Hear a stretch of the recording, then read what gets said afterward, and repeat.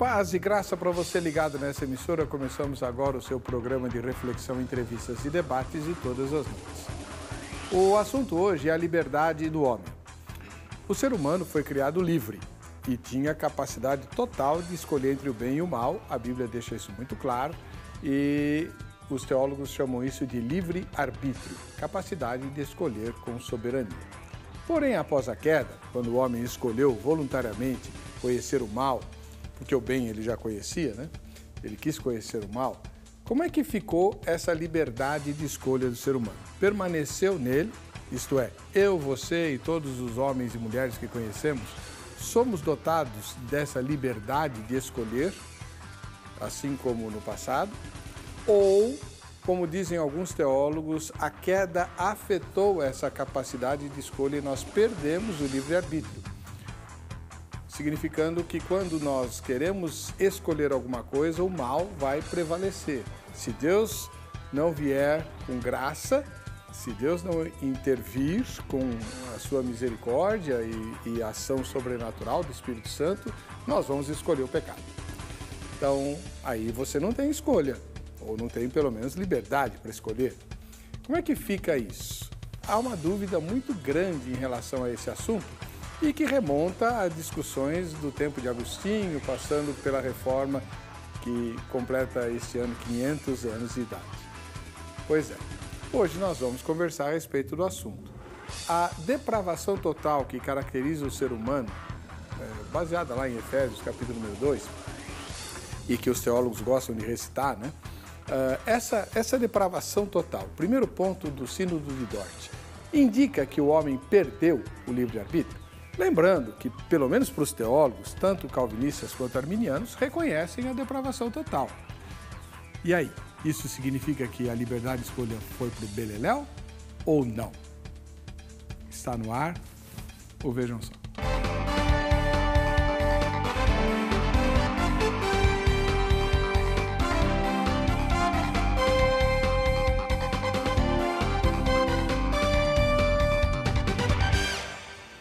Olá, com muita alegria começamos mais uma edição do programa Vejam Só, um oferecimento da Academia Teológica da Graça de Deus, a Grade.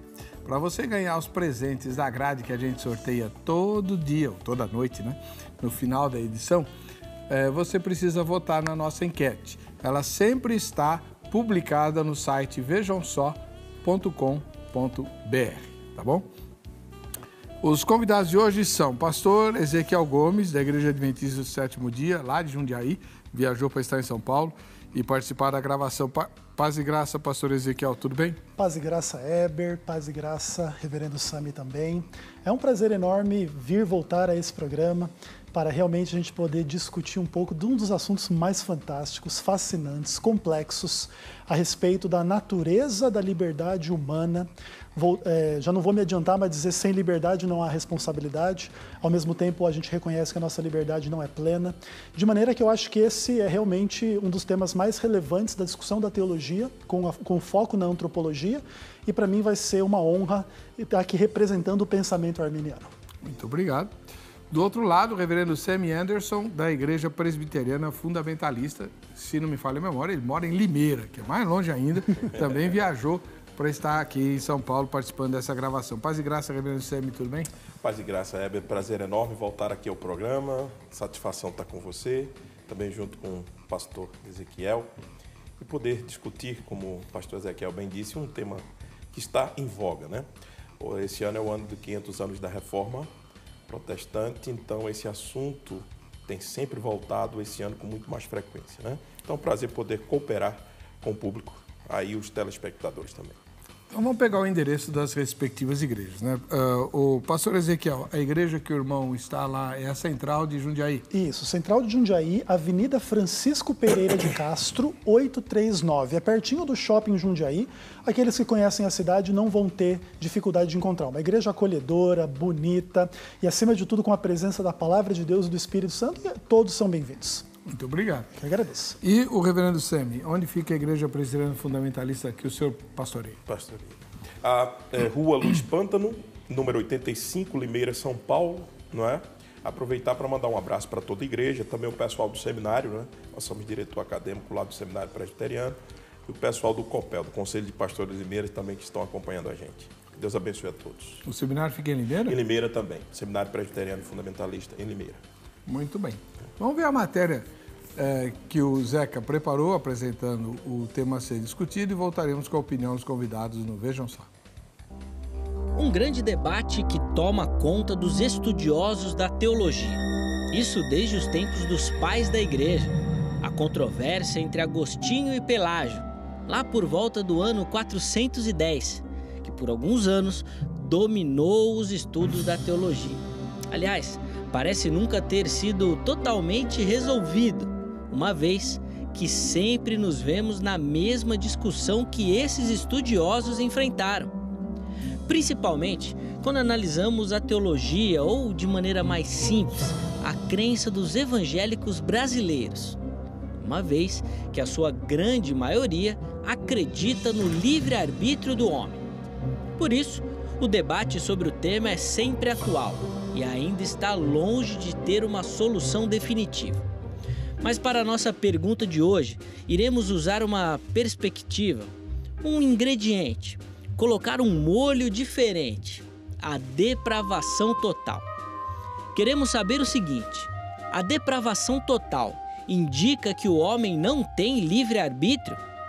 Vamos tentar entender todas essas doutrinas para que possamos então chegar a uma conclusão sobre a resposta para a nossa dúvida de hoje. Primeiro vamos falar sobre a questão da depravação total. Essa é uma doutrina muito defendida pelos calvinistas e também pelos arminianos clássicos, se é que eu posso chamá-los assim. O calvinismo diz, de acordo com a depravação total, que o homem não regenerado é absolutamente escravo de Satanás e, por isso, é totalmente incapaz de exercer sua própria vontade livremente. Isso quando falamos de salvação, dependendo, portanto, da obra de Deus, que deve vivificar o homem antes que este possa crer em Cristo.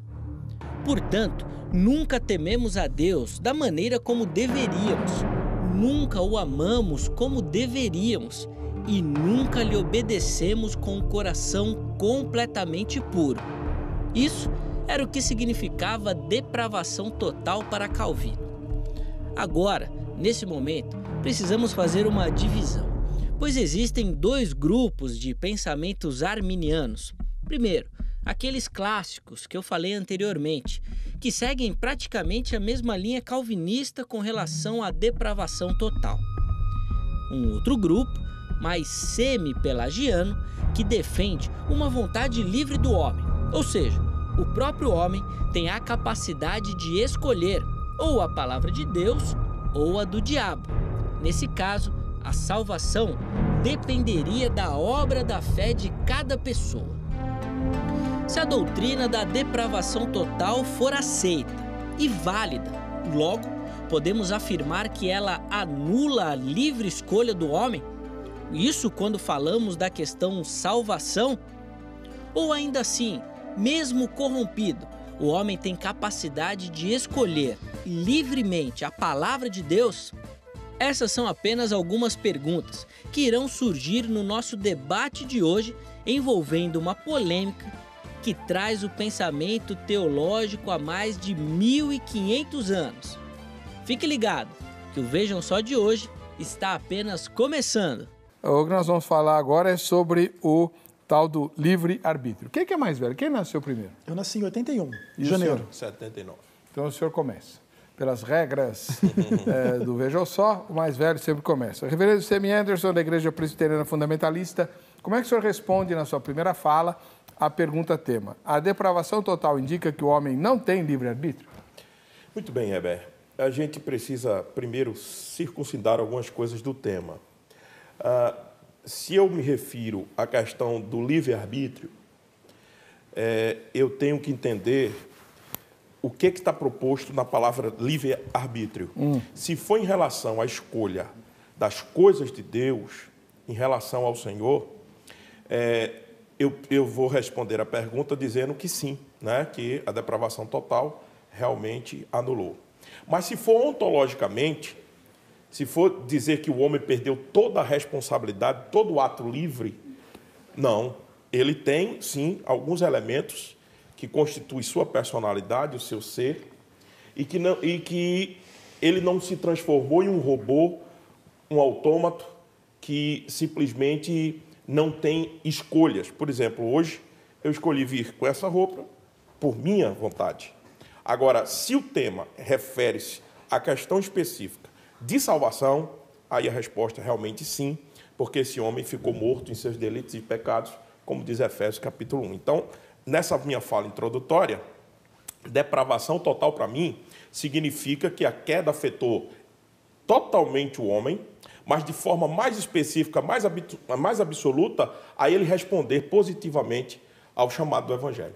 Isso foi a forma mais total. Agora, ele foi afetado em todos os elementos, sua razão, sua emoção, seu sentimento. A queda realmente afetou todas as coisas. Mas de forma total e absoluta, o poder de responder ao chamado do Evangelho. Então, sendo mais objetivo, para não tomar tanto mais do tempo, a minha resposta inicial à pergunta do programa é: depravação total anulou o livre-arbítrio do homem em relação a responder positivamente ao chamado do Evangelho? Sim. Muito bem, esse foi o reverendo Semi Anderson, da Igreja Presbiteriana Fundamentalista, lá em Limeira. E agora vamos ouvir o pastor Ezequiel Gomes, da Igreja Adventista do Sétimo Dia, lá de Jundiaí. E o senhor responde como a mesma pergunta? Bom, eu gostei das considerações do reverendo Semi Anderson, e ele demonstrou assim, preocupação em se colocar de uma forma breve. E eu vou dizer que eu vou falar um pouquinho mais do que isso, mas eu não vou manipular o debate e nem falar mais do que ele, não. É simplesmente porque eu preparei uma primeira resposta um pouco mais complexa, porque realmente esse assunto ele é muito profundo. E para esta pergunta a gente não tem um simples sim ou não, mas tem que se fazer maiores considerações relativamente aos próprios conceitos de depravação total e de livre-arbítrio, que são conceitos complexos e que podem ser definidos de maneiras diferentes. Então, dependendo de como você definir os conceitos, você pode chegar a respostas diferentes, como o pastor Sami Anderson já bem sabiamente colocou. Dependendo do que você avaliar, o livre-arbítrio foi perdido e ele não existe. Dependendo de um outro prisma, ele não foi perdido. Então, eu preparei uma resposta aqui, que é o seguinte: o tema do debate de hoje é profundo, complexo e faz parte das muitas e extensas polêmicas entre calvinistas e arminianos. Toda a antropologia bíblica está aqui evocada, tanto no que se refere à miséria e pecaminosidade humana, a depravação total, quanto à dignidade da raça criada, à imagem e semelhança de Deus, o livre-arbítrio. Entretanto, o debate precisa ser estabelecido sobre muitas premissas, para não girar em torno de meros espantalhos ou acusações que não se fundamentem na realidade dos fatos. A primeira premissa é que a Bíblia usa claramente a linguagem que implica em alguma espécie de depravação total e em alguma espécie de livre-arbítrio, como atributos reais da humanidade, mesmo após a queda. 2. A segunda premissa é que as expressões depravação total, bem como livre-arbítrio, são conceitos potencialmente explicados com sentidos diferentes, por escolas de pensamento diferentes e pessoas com visões de mundo diversas. Deve ser identificado de antemão que, enquanto calvinistas rejeitam implicações absolutas da doutrina da depravação total, arminianos também rejeitam implicações absolutas da doutrina do livre-arbítrio. Apesar de usarem conceitos e linguagens diferentes, calvinistas também acreditam em alguma forma de livre-arbítrio. Falamos, por exemplo, de livre agência, né? E arminianos também creem na doutrina da depravação total. Portanto, a polêmica entre calvinistas e arminianos não deve ser reduzida ao espantalho, que os calvinistas defendem a depravação total e os arminianos defendem o livre-arbítrio humano. A doutrina da depravação total é a doutrina da graça cuja linguagem mais aproxima as teologias calvinistas e arminianas, de todos os 5 pontos do calvinismo. Mas o cerne da diferença entre as duas está em como a depravação total é superada. O calvinismo ensina que a eleição incondicional, a expiação limitada e a graça irresistível resolvem os problemas da depravação total. Mas o arminiano defende que é a graça preveniente, a presciência de Deus, a expiação ilimitada e a obra obra universal do Espírito Santo e a pregação do Evangelho que resolvem o problema da depravação total. O arminianismo não defende um conceito de livre-arbítrio que torna o homem isolado de qualquer influência, nem livre de forma a se elevar acima do pecado em absoluto. Menos ainda um livre-arbítrio que o faça conquistar a sua própria salvação por seus próprios esforços. Por fim, o termo livre-arbítrio, apesar de polêmico, pode ser atribuído ao ser humano, desde que seja biblicamente conceituado, em torno de sua capacidade e responsabilidade de escolher entre a vida e a morte, tal qual preconizado pela palavra de Deus. Tudo isso, obviamente, esclareceremos melhor no decurso do debate. Tá bom. Depois que você ouviu tudo isso daí, agora é sua vez de falar. Vamos lá para a página do programa na internet. Vejam só.com.br. Biblicamente, existe livre arbítrio? Primeira resposta. Sim, pois Deus nos dá a liberdade de escolha. Segunda resposta. Sim, pois Cristo nos libertou do mal. Então a ideia é assim, quem responder essa é: a gente não tinha liberdade de escolha até Cristo nos libertar do mal. Cristo nos libertou do mal, voltamos a ter liberdade de escolha, tá? Terceira resposta. Não, não existe livre-arbítrio. Somos condicionados ao pecado. Apesar de salvos e tudo mais, o pecado continua fazendo interferência aí nas nossas decisões. Por que eu não sei, mas enfim, vamos lá. E a última resposta é a minha. Não sei, ou então eu não concordo com as premissas anteriores e tal, então você vota nessa daí. Quem votar na enquete está habilitado para concorrer ao sorteio do livro que a Grade vai mandar para você, Israel, Povo Escolhido, que é do querido pastor Egnaldo, lá do Vale da Bênção. Aliás, o pastor Jonathan fez o prefácio desse livro aqui. Então, quem gosta de escatologia ou do Antigo Testamento, da figura de Israel na Bíblia e tal, esse livro é um manual imperdível para você, tá bom? E é o presente da Academia Teológica da Graça de Deus para você. Aliás, não é só esse livro que é presente, esse só vai para quem for sorteado no fim da edição dessa exibição. Entretanto, você pode ganhar muito procurando a Grade. Anota o telefone e amanhã você liga lá. 0 operadora 11 3115 0819. 0 operadora 11 3115 0819, tá bom? Você liga, fica sabendo qual que é o endereço mais próximo da sua casa em qualquer lugar do país e aí você entre em contato com o endereço dado e veja quais são os cursos ministrados lá. A Grade tem muitos, tem até curso de música, curso de canto, curso de gestão eclesiástica, direito para igrejas, tem curso de teologia, né? Lógico, Bíblia, capelania. Bom, tem bastante. Liga lá e se informa direitinho, tá bom?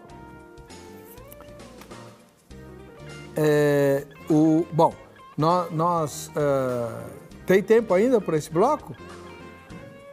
Então vamos fazer o lembrete para você que gosta de assistir ao Vejam Só e nem sempre pode fazê-lo na hora em que ele é exibido pela TV aberta.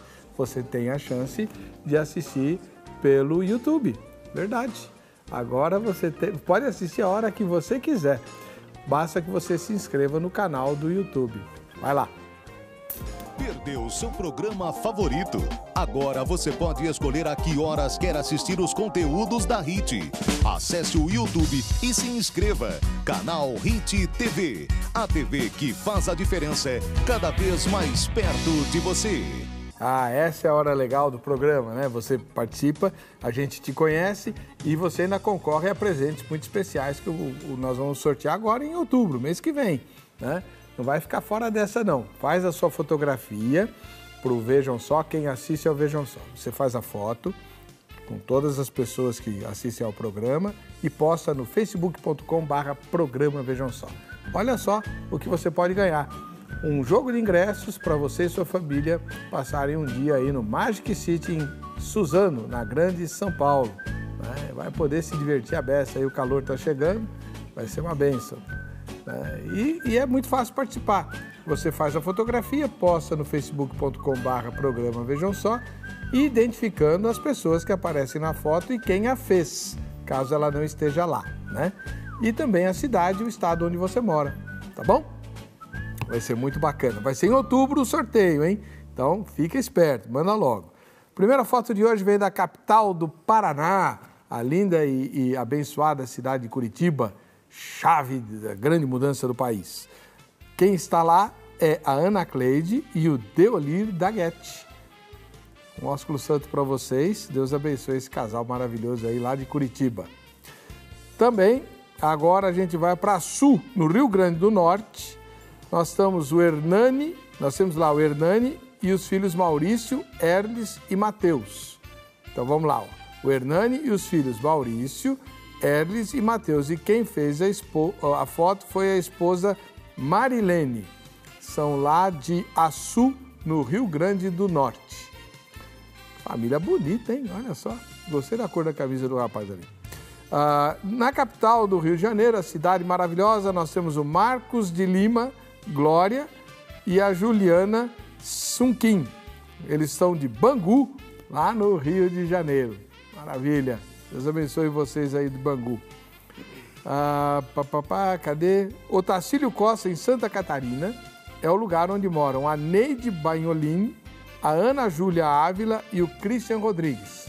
Bom, se eles moram juntos eu não sei, mas eles assistem ao programa Vejam Só juntos, estão aí na foto, né? A Neide, a Ana Júlia e o Christian, lá de Otacílio Costa, no lindo estado de Santa Catarina.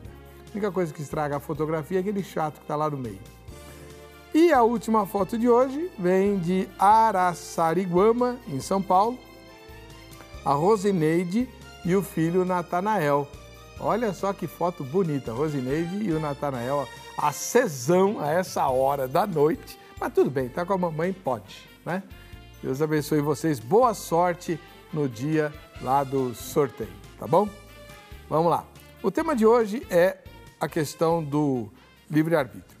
Reverendo Semi Anderson, ministro da Igreja Presbiteriana Fundamentalista. O senhor ouviu atentamente a exposição do pastor Ezequiel Gomes, da Igreja Adventista do Sétimo Dia. No que o senhor discorda dele? Como as respostas são apenas introdutórias, né? Eu fiquei aqui ouvindo atentamente o que ele lia e ele não deu muita pista, né, para onde vai ainda. Mas certamente, se vai, como ele disse nas palavras primárias, que vai defender o arminianismo, impossível não cair naquele esquema arminiano de que o homem tem total liberdade para responder positivamente à chamada do Evangelho. Que aí talvez seja a coisa que mais choque as duas visões, não é? Mas é preciso entender. Quando eu fiz menção de que o homem ele tem a sua capacidade natural de escolha, é o homem natural. Eu tenho que fazer essa observação por causa de uma colocação que veio ali na enquete. Muito boa a sua enquete. Tinha uma resposta, dizia assim, sim, depois que Cristo o salvou. E é o que nós concordamos plenamente. Ele volta a ter a condição de escolha para as coisas espirituais só depois que Cristo o salva, não é? Então, eu estou fazendo essa observação porque, no começo, eu disse que ele tinha perdido completamente a capacidade de escolher as coisas de Deus quando ele é ainda um homem natural, como diz Davi no Salmo 51. Em pecado me concebeu a minha mãe. Quando o homem nasce, ele nasce nessa conjuntura. Agora, a graça divina vindo sobre ele e o alcançando, a resposta ideal é aquela que nós vimos lá, né? Na pergunta da enquete. Sim, ele volta a ter a condição de escolher as coisas divinas, porque Deus o alcança em primeiro lugar, e aí depois ele volta de novo a ter essa condição. Se não é, vejamos, o texto de Romanos mesmo, né? Capítulo 8, nos aponta para isso. Paulo está no capítulo 7, coisa que equivocadamente os teólogos muitas vezes erram ao observar o capítulo 7 de Romanos e acham que Paulo está falando dele. Não, Paulo está falando de uma condição análoga aqui em Romanos à condição do homem natural. Quando chega no capítulo 8, ele diz assim, agora, pois, ou seja, portanto, depois da condição toda descrita no capítulo 7, nenhuma condenação há mais para os que estão em Cristo Jesus. Para os que estão em Cristo Jesus. E agora, eles podem tranquilamente, por isso, que Paulo agora pode falar de duas divisões. Por isso, o pendor da carne é inimizade contra Deus, pois não está sujeito à lei de Deus, nem mesmo pode estar. Portanto, os que estão na carne não podem agradar a Deus. Vós, porém, não estáis mais na carne, mas no Espírito, se de fato o Espírito de Deus habita em vós, e se alguém não tem o Espírito de Cristo, esse tal não é dele. Se, porém, Cristo está em vós, o corpo, na verdade, está morto por causa do pecado, mas o Espírito é vida por causa da justiça. Então, veja que depois de descrever no capítulo de Romanos, o pessoal de teologia bíblica, né, compreende isso muito bem. Capítulo 7 de Romanos é uma descrição da condição do homem natural. Miserável homem que sou, quem me livrará do corpo desta morte? O bem que eu quero fazer, esse eu não faço. O mal que eu não quero, constantemente faço. Então, Paulo está descrevendo a condição do homem natural no capítulo 7. No capítulo 8, ele está glorificando a Deus. É o capítulo mais fantástico das Escrituras. Capítulo 8 de Romanos começa dizendo: nenhuma condenação há para os que estão em Cristo Jesus. Depois eles nos lembram, né, que todas as coisas cooperam para o bem daqueles que amam a Deus. Versículo 28. Versículo 30, aquele que predestinou, aquele que chamou, aquele que regenerou, aquele também que glorificou. Quando chega no versículo 37, diz assim: e eis que vocês são mais do que vencedores. Versículo 39, nem altura, nem profundidade, nem coisa do presente, nem do porvir poderão ser comparados. Né? Nada, absolutamente nada poderá nos separar do amor de Deus que está em Cristo Jesus. Então, se você tem uma visão de teologia bíblica, você percebe o seguinte: capítulo 7 mostra a condição natural do homem. Miserável homem que sou, quem me livrará do corpo desta morte? O bem que eu quero fazer, esse eu não faço. O mal constantemente eu faço. No capítulo 8, é a vitória da graça. É a vitória da graça nos libertando. É a vitória da graça dizendo assim: agora, em Cristo, nós podemos ser livres de novo. Então, eu queria começar nessa tentativa de explicar melhor a minha resposta inicial. Eu disse que o homem natural, sem Cristo, ele está realmente morto nos seus delitos e pecados, tem a livre agência, tem liberdade, ele escolhe o que faz, ele não é um robô, mas ele escolhe sempre tendenciosamente ao seu coração. Agora, em Cristo, ele volta a ter essa liberdade. Pastor Ezequiel Gomes, agora a pergunta é para o senhor. Por favor. O senhor ouviu atentamente o reverendo Sammy Anderson. No que o senhor não concorda com ele? Bom, o que acontece? Primeiro de tudo, eu imagino assim que a complexidade do pensamento arminiano, especialmente à luz dos conceitos bíblicos que fundamentam o conceito arminiano, não foram bem trabalhados pelo reverendo.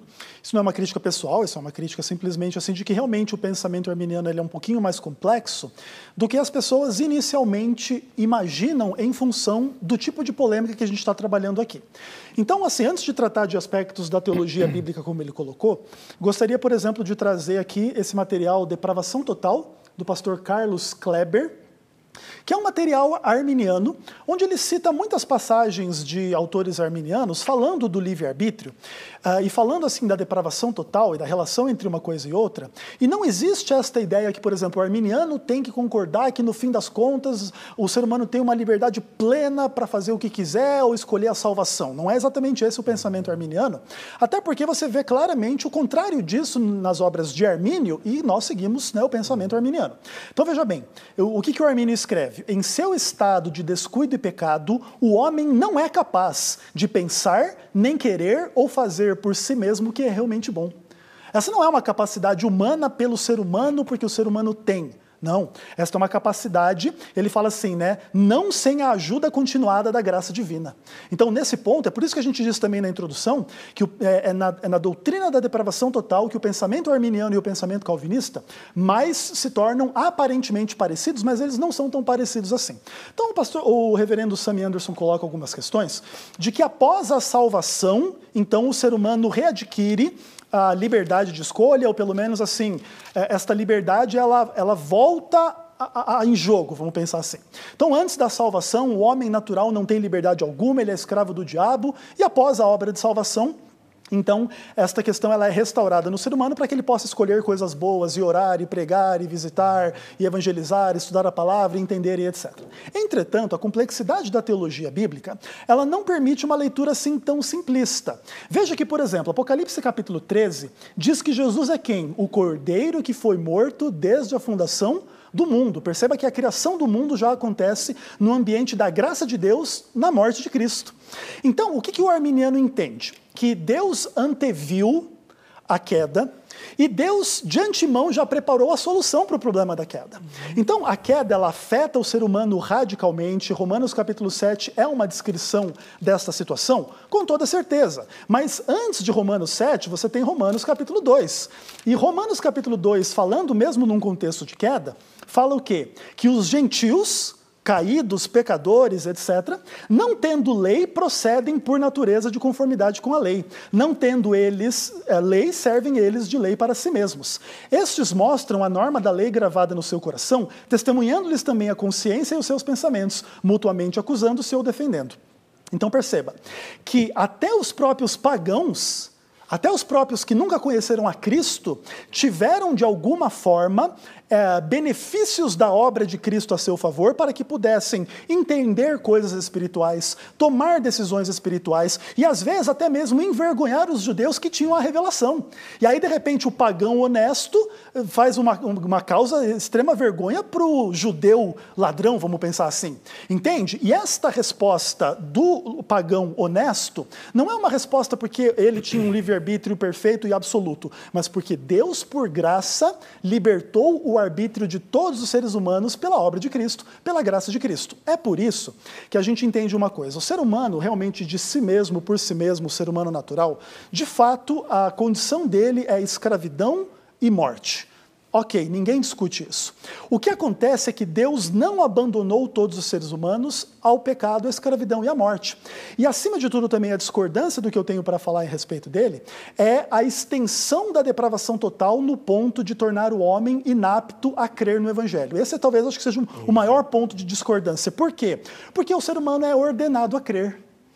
Se o ser humano não pudesse crer, esta ordem seria vazia, seria insincera e, no final das contas, ela não funcionaria. Então, acho que é nesse ponto que está a maior discordância em relação a esse assunto, mas a gente vai poder aprofundar. Como é que o senhor responde a isso?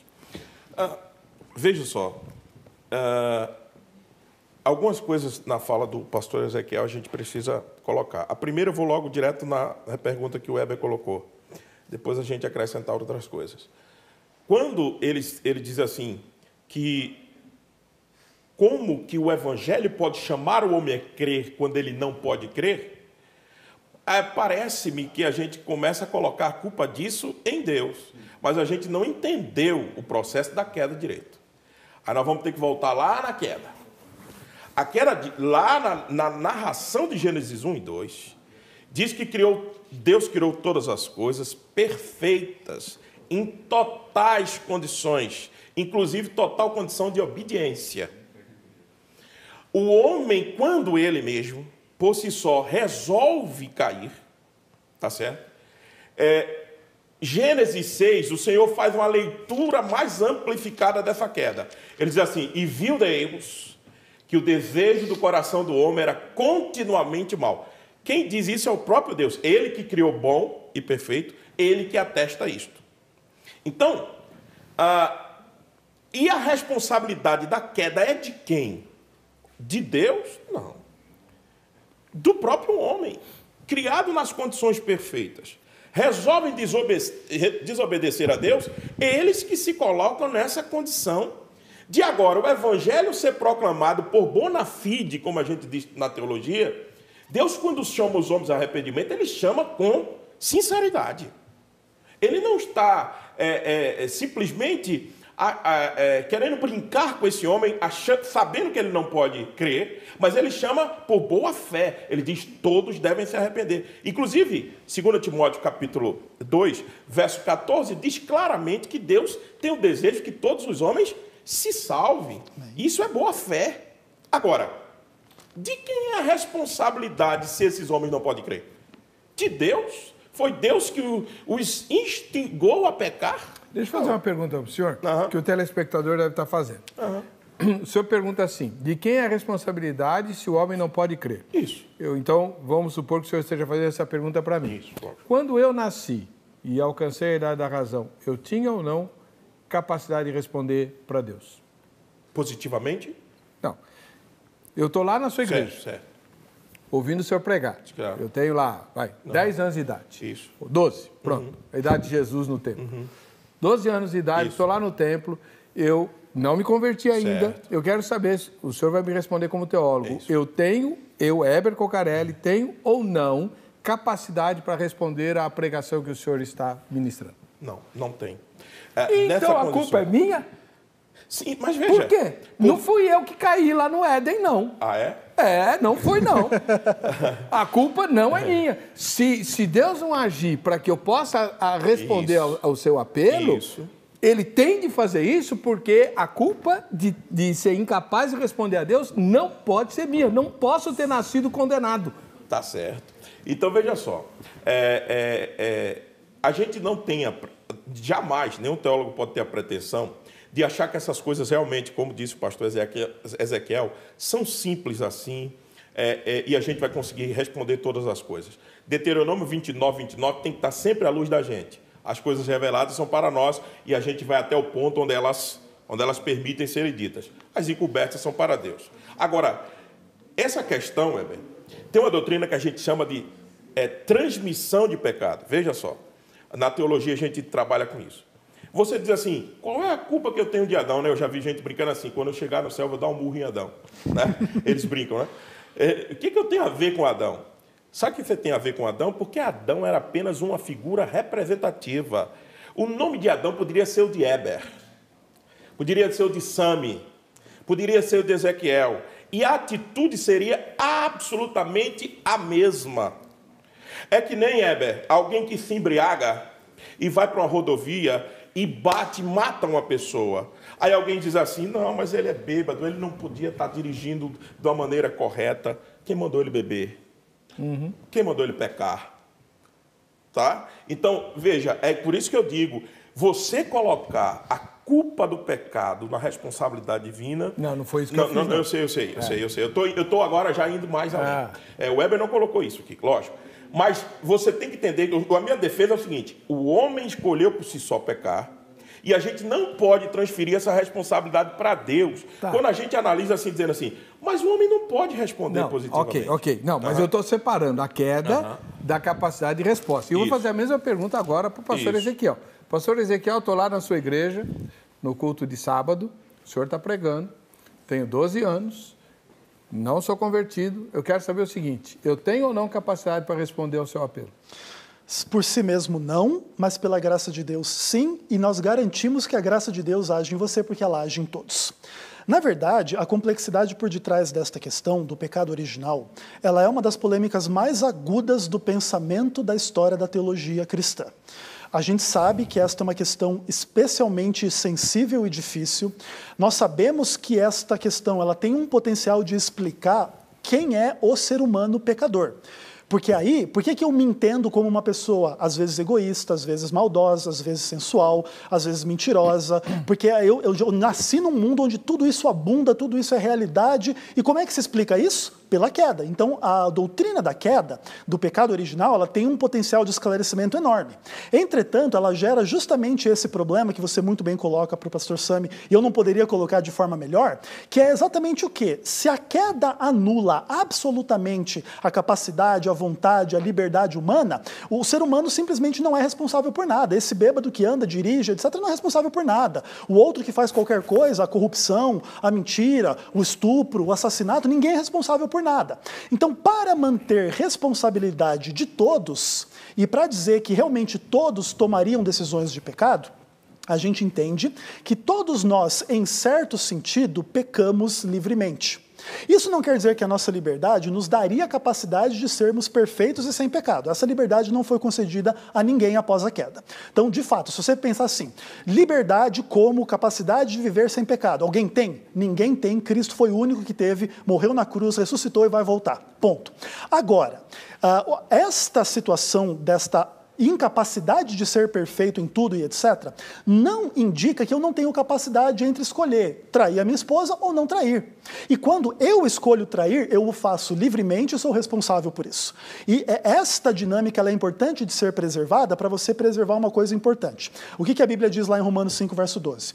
A morte passou a todos, porque todos pecaram. Ninguém morre, ninguém, vamos pensar assim, é condenado sem participar no pecado ativamente e ser, de fato, pecador.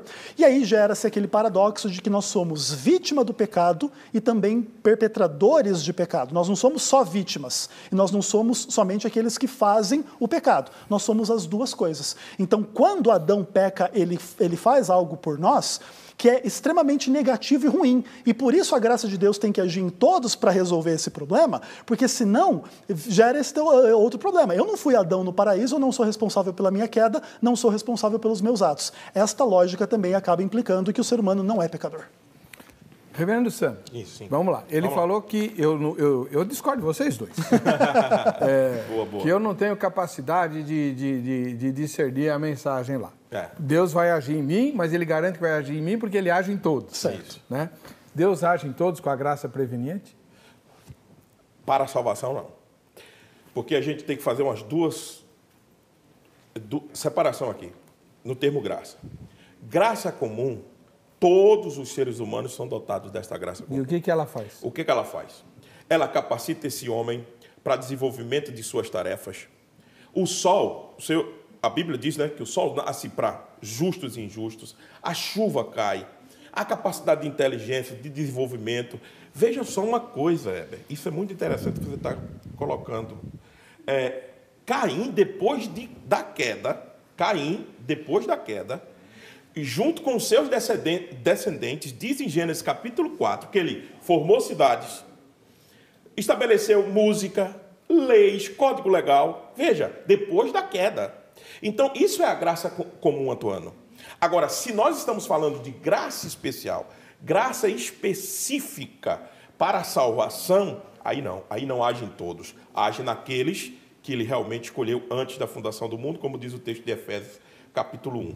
Então, veja só, mas a graça faz com que esse homem livremente cresça, constitua família, constitua cidade, se desenvolva, crie, explore a criação, e louvado seja Deus por isso, porque cada gente vê a tecnologia avançando e outras coisas mais, tudo isso é dentro da graça comum de Deus. Agora, a graça especial age especificamente naqueles que ele chamou antes da fundação do mundo, né?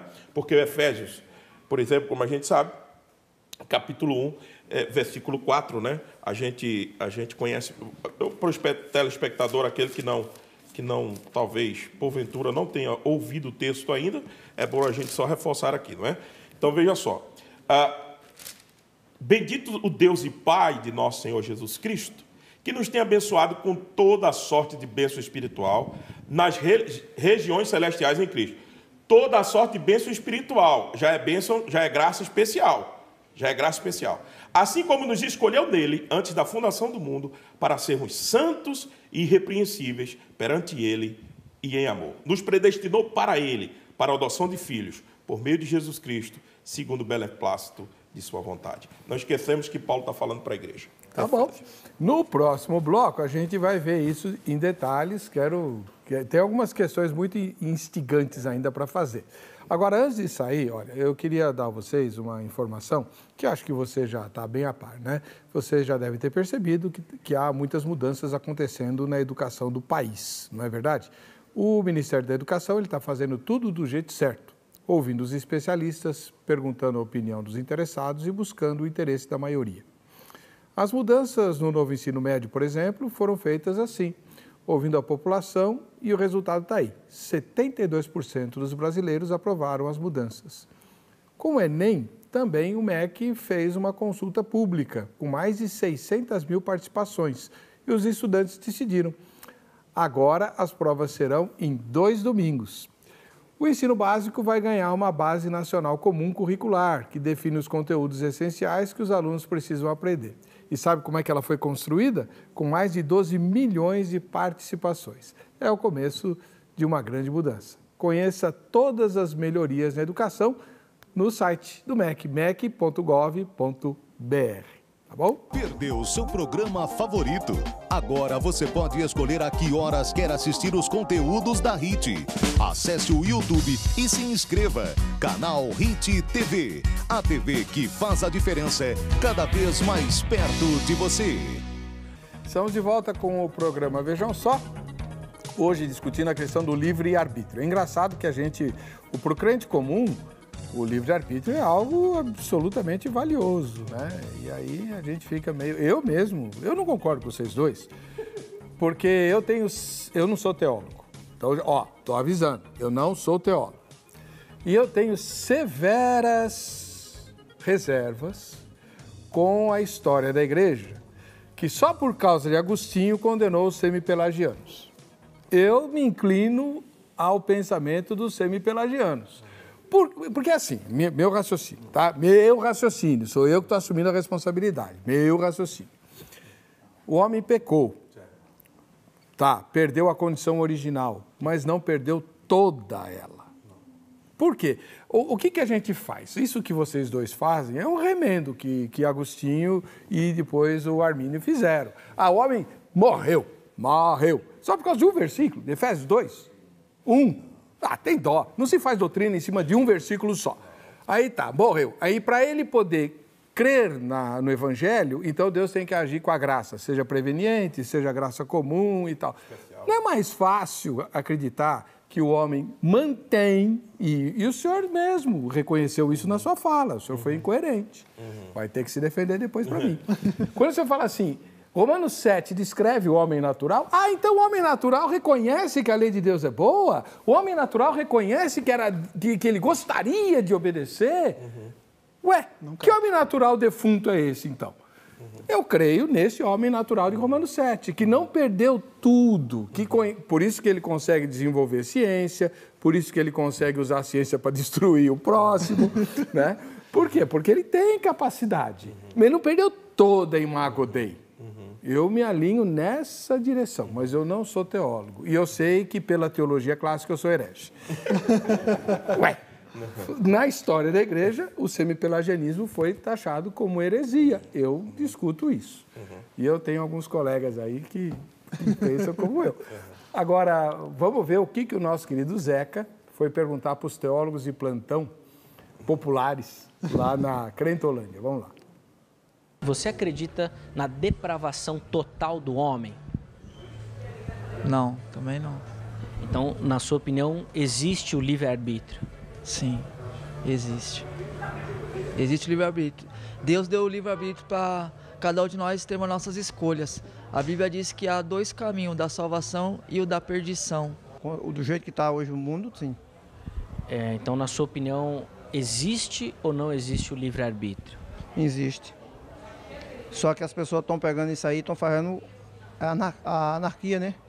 Estão fazendo como se, do jeito que Deus deixou o mundo, eles estão querendo revirar ao avesso. Que não era para ser desse jeito. Eu acredito que sim. E com essa crença, ela anula a questão do livre-arbítrio, na sua opinião? Não, pelo contrário. Não, sim, na verdade sim, a pessoa tem totalmente a liberdade de escolha. Por quê? Porque uma vez que a gente nasceu já totalmente contaminado, então qual que é a nossa questão hoje? É retornar para o lugar de origem.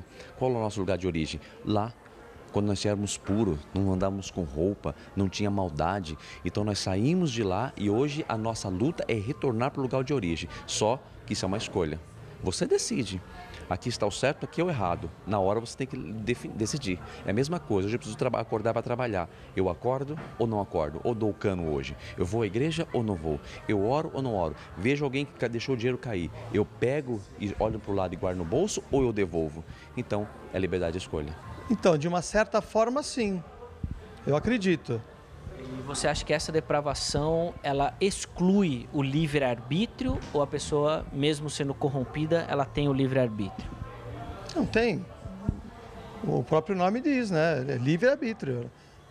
Pode nascer devido ao pecado, né? A gente está numa terra pecaminosa, mas o livre-arbítrio continua. Eu tenho vários colegas. Lembrando que eu não sou teólogo. E que eu acusei o reverendo Sammy Anderson de ter sido incoerente. Então vamos lá, reverendo, retomando. Romanos 7, o senhor diz que descreve o homem natural, mas para o senhor o homem natural está morto em seus delitos e pecados. E eu disse que Romanos 7 descreve o homem natural com a capacidade de discernir a bondade e a justiça e só não tem a capacidade de vivê-los, mas almeja por isso. Sua palavra. Exatamente. Vamos entender um pouco melhor Romanos 7, já que a proposta colocada é essa. Romanos 7, quando eu me refiro à descrição de um homem natural, a gente tem que entender de onde parte isso. Primeiro, porque o capítulo começa tratando de casamento, né? Então, a gente tem que ter cuidado, né? A gente está falando a partir do versículo 7, quando Paulo diz: que diremos, pois? É a lei pecado? De modo nenhum, mas eu não teria conhecido o pecado senão por intermédio da lei. O que Paulo está tentando descrever é o seguinte: quando Paulo descreve em Romanos 7 que o bem que esse homem gostaria de fazer, que ele se coloca no lugar desse homem, porque, veja, Paulo, por que eu não acredito que isso seja a fala do próprio Paulo? Porque ele diz assim no 14: porque bem sabemos que a lei é espiritual, eu, todavia, sou carnal. Veja que é uma figura de linguagem. Você diz assim, simplesmente que o apóstolo Paulo é totalmente carnal, não tem nada de convertido, então, quer dizer, Deus está usando um escritor ímpio. Não é esse o caso. Veja, porque bem sabemos que a lei é espiritual, eu, todavia, sou carnal, vendido à escravidão do pecado. Veja só o que Paulo diz em Romanos 7. O que nós estamos tentando dizer, à luz de Romanos 7, é o seguinte, que o que é que faz com que esse homem natural deseje, por exemplo, fazer alguma coisa daquilo que ele não consegue fazer? Sabe o que é, Heber e o pastor Ezequiel, os demais irmãos que estão nos assistindo? É a lei moral na consciência. Você não precisa dizer a nenhuma criança que matar é errado. A lei moral ainda continuou lá. A queda mexeu muito com a lei moral, mexeu com tudo. Mas ela continua lá. Você não precisa dizer a nenhuma criança matar é errado. Então ela deseja... Por exemplo, você acha que lá no íntimo dos piores assassinos, dos piores drogados, não tem o desejo de se libertar daquela vida, dos assassinos, dos pedófilos, sei lá, de libertar de alguma maneira? É isso que o apóstolo Paulo está tentando escrever. Na cabeça deles, isso o acusa. Isso o acusa. Mas ele responde assim: agora, pois, nenhuma condenação há para os que estão em Cristo. Então, na verdade, Heber, o que nós estamos tentando defender é que Romanos 7, para mim não existe nenhum tipo de incoerência. Romanos 7 é uma descrição de que o homem tenta, muitas vezes, pela lei moral que ele tem, mas que ele está escravo, como diz o apóstolo Paulo, vendido à escravidão dos seus próprios pecados. Então, reverendo, nós vamos esclarecer mais um pouquinho antes de eu passar a palavra para o pastor Ezequiel. O homem natural está morto ou não? Porque se ele tem a lei... Como é que o senhor falou? Lei moral na consciência dele. Se ele tem a lei íncita, o meu professor de teologia gostava de falar da lei íncita no coração dos homens. Isso mesmo. Né? Se ele tem isso, então ele não está morto. Não, veja. O que é essa referência de morte? A gente tem que entender isso. Isso, explica aí. Aí essa gente tem que entender. Explica o defunto de Efésios 2. De Efésios 2, exatamente. Todo mundo acha, às vezes, que o defunto de Efésios 2 parte do pressuposto que é um defunto físico. Não é. Às vezes a gente vê teólogos calvinistas, às vezes, inclusive, dizendo assim, como que alguém pode responder se ele já está morto? Já ouvi isso aqui muitas vezes. Então, a gente tem que explicar a condição daquele defunto. Daquele defunto, como diz você, né? Boa. Então, veja só, o que a gente tem que entender é o seguinte: ali é uma condição espiritual. Paulo já diz, ele nos deu vida, estando nós mortos, estando vós mortos, nos vossos delitos e pecados. Quem morre em delito e pecado é porque está morto espiritualmente. Espiritualmente. O fato da lei moral estar lá não quer dizer que ele esteja vivo espiritualmente. Não. A lei moral, Heber, foi dada na criação.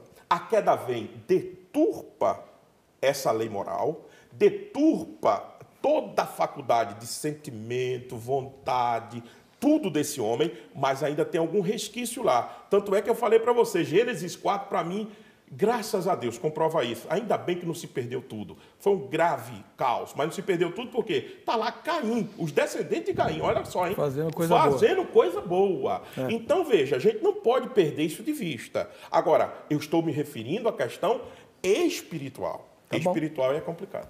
Pastor Ezequiel.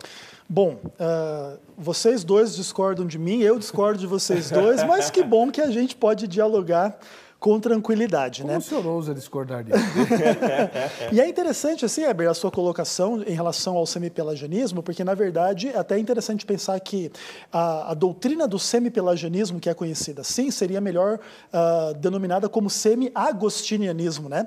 Isso é importante entender, porque existe essa figura desse herege terrível que é o Pelágio, que realmente nós somos absolutamente contra as teologias de Pelágio, que a queda não afetou o homem, que o homem já era mortal antes da queda e etc. Nós discordamos plenamente. Portanto, a teologia arminiana não é pelagiana. Mas também não é semipelagiana em função de uma coisa muito importante.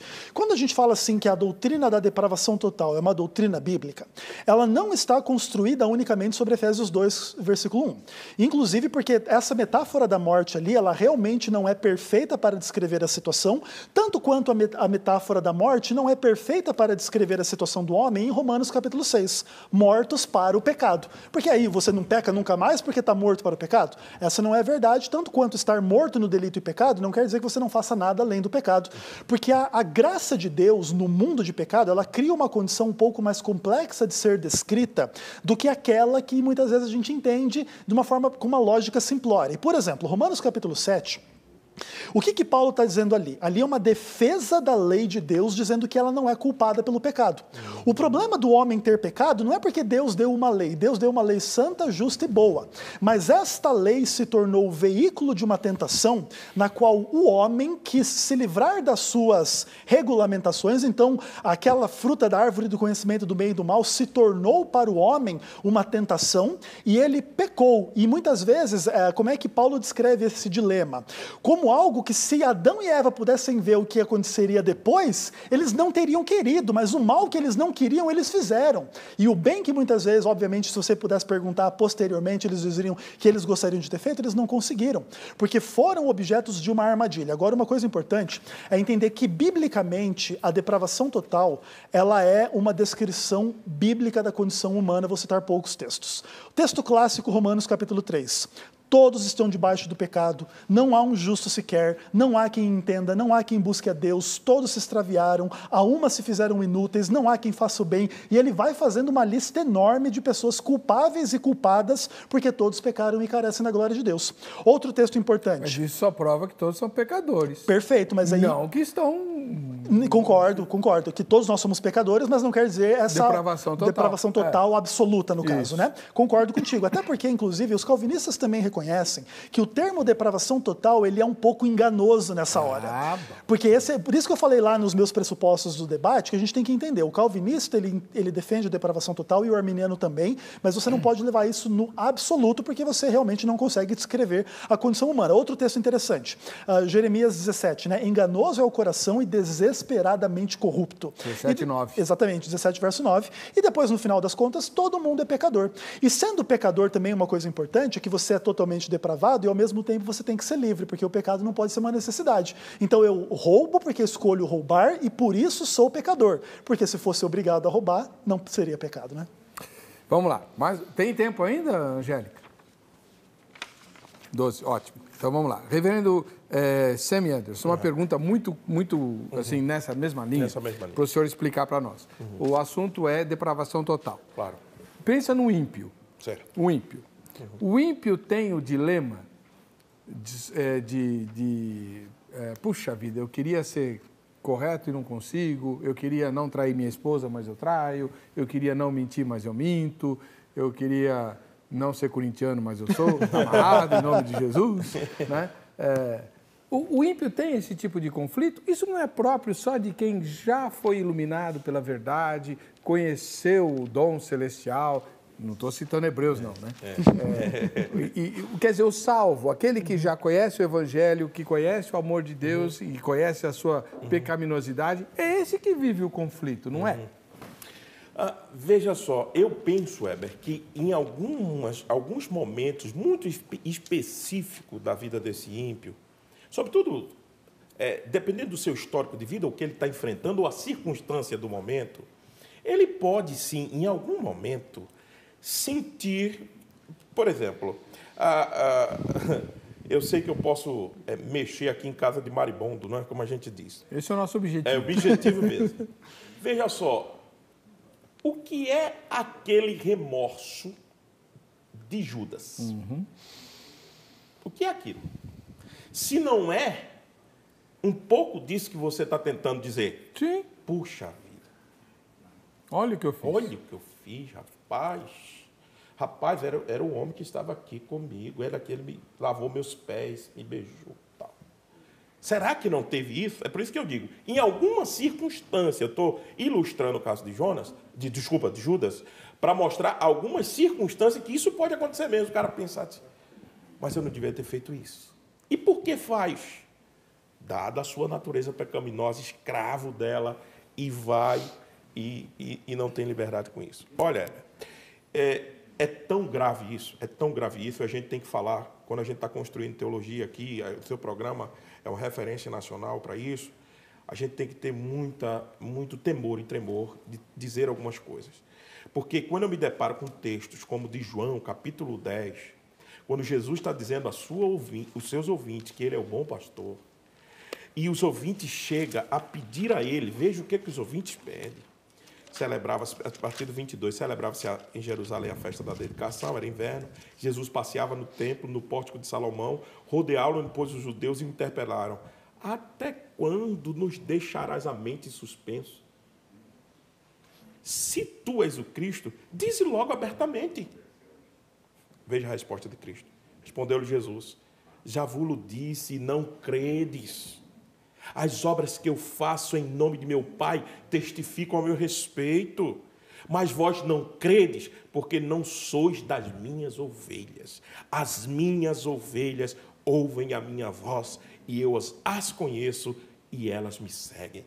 Esse texto, para mim, é muito pesado. O povo está dizendo assim, diz logo para nós. Mas eles já tinham visto várias coisas, meu Deus. Eles já tinham visto multiplicação de pão e peixe. Na altura desse campeonato aqui, dessa altura da passagem, ele já tinha visto a cura do paralítico no tanque de Betesda, já tinha visto a cura de um cego de nascença, que era um milagre inédito, que ninguém havia feito. Eles tinham visto Jesus discursar, eles tinham visto como Jesus cuidava das pessoas, e eles não podem crer. Eles estão dizendo, pelo amor de Deus, diga logo, o senhor é ou não é?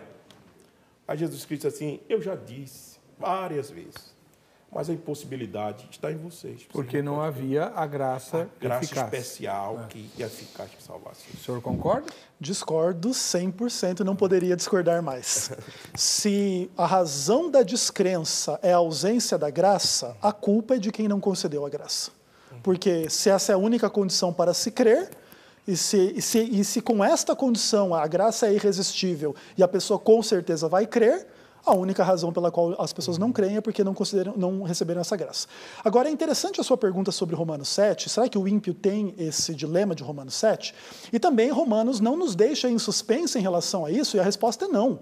Quando Romanos vai descrever o ímpio, o que ele vai dizer é o seguinte, que os ímpios são pessoas o quê? Que têm uma disposição mental reprovável, praticam coisas inconvenientes, o capítulo 1, verso 29. Cheios de injustiça, malícia, avareza, maldade, inveja, homicídio, contenda, dolo, malignidade, difamadores, caluniadores, aborrecidos, insolentes, soberbos, presunçosos. E para mim o mais esclarecedor é o final do versículo 32. Não somente fazem essas coisas, como aprovam os que assim o fazem. E o dilema de Judas, ele é muito interessante, inclusive dava um novo debate, né?